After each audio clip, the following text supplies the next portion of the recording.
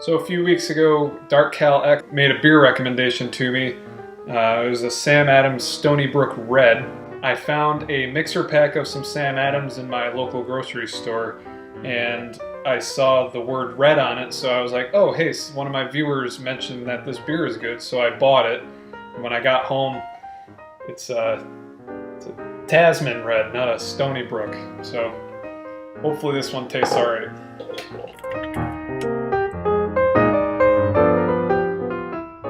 Nice and red in color, as advertised. Okay, it's a little bit nutty, but it's good. Hey everybody, I'm Aliside. Welcome back to the show. So grab yourself a beer and let's talk some video games. Alright, so I have to once again correct myself on the EA and Wii U news that I've been throwing at you guys. Jeff Brown apparently made a boo-boo last week when he said that they aren't making anything for the Wii U. And CFO Blake Jorgensen came back this week and said that they do have stuff in development for the Wii U, just not as much as they do for the Xbox and the PS3 and 4. I don't really know why they're all on different pages, but they need to get their shit together so that we stop getting these conflicting reports, making me look like a dummy.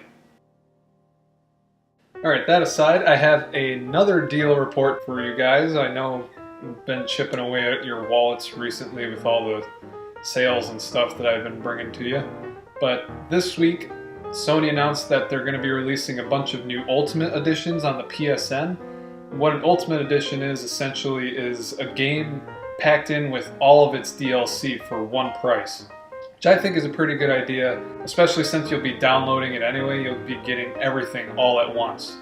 So they announced 10 new editions, I believe, this week, and they're going to be discounting them for this week, and they're going to be at a reduced rate later on. A couple of the games that will be included are Assassin's Creed 3, Batman Arkham City, DMC Devil May Cry, Far Cry 3, Metal Gear Rising Revengeance, and Persona 4 Arena.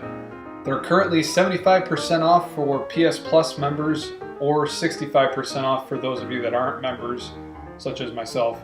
These steep discounts will last until the 27th, and then it'll just drop off to a 40% discount after that, which is still a pretty good deal because you're getting a ton of DLC for some of these games.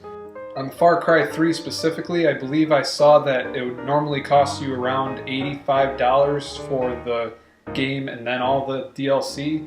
But with the discount, it comes down to around $50 or $55, which is a great deal. Next up, we got a brand new, never before seen look into the Destiny game being published by Bungie. It's an all cinematic and pre-rendered awesome little trailer that they put together for us. It looks like it might give us a better idea of what the game is going to entail. It did not include any gameplay, however, which I'm sort of looking forward to I don't know, pass judgment on what I think of the game. Because I haven't really been that excited about it. This trailer did pique my interest though, so I'm going to be paying attention to what they have to say about it. They said they will be showing gameplay on June 10th at Sony's E3 press conference, however, so maybe by then I'll have a better idea of what they've got going on in this game. The trailer itself looks sexy, so hopefully the gameplay follows suit and it looks awesome. And rounding out the news for today, I have a little more info regarding the Final Fantasy XIV release, which is coming up, especially since they finally announced a date for it. And that is August 27th. And I believe that is for both PC and PS3, so you guys are going to be jumping into that world simultaneously. They did mention that this upcoming beta round in June will include PS3 users, so if you guys want to get on that, make sure you sign up so you can get in the line and, I don't know, fill out forms and tell them what you think about it if you do end up playing it. But along with the release date, they also told us that we'll be getting a collector's edition option.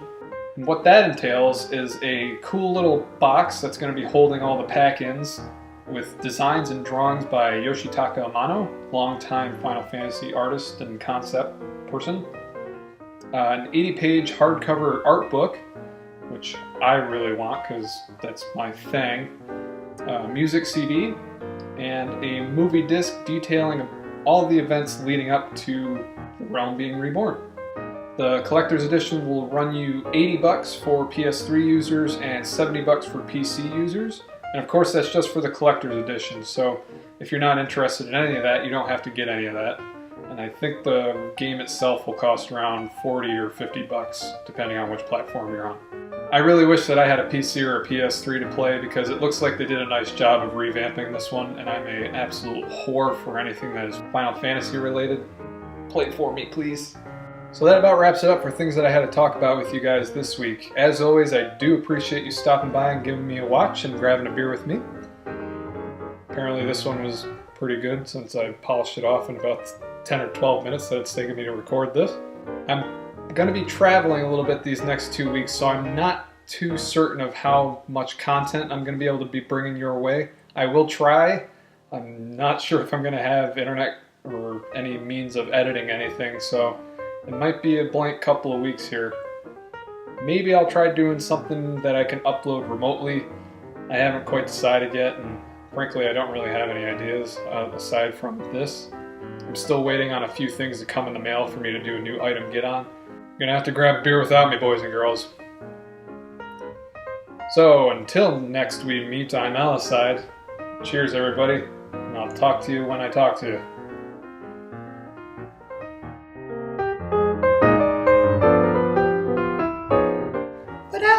Where's the info on the Xbox One? Well, I made a conscious decision to not talk about that at all, since I'm sure you guys have been keeping up with it yourselves and you've been absolutely bombarded with all sorts of information, whether it's true or not, all week after that fiasco that Microsoft put on Tuesday. So I've decided to avoid it completely and report on other news that you may have missed while it was getting buried underneath the deluge of crap surrounding the Xbox One. Frankly, nothing they showed at that press conference had anything to do with gaming at all anyway, so I have nothing to talk about gaming related from it. That's my reasoning.